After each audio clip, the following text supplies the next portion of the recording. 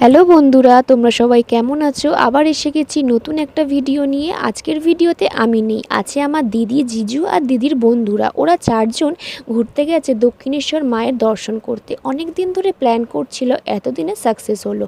মন্দিরের ভিতর phone allow নেই, তাই মায়ের দর্শন করাতে পারলাম না। মায়ের যে কি অপূর্ব রূপ, যারা দেখেছে তারাই জানে।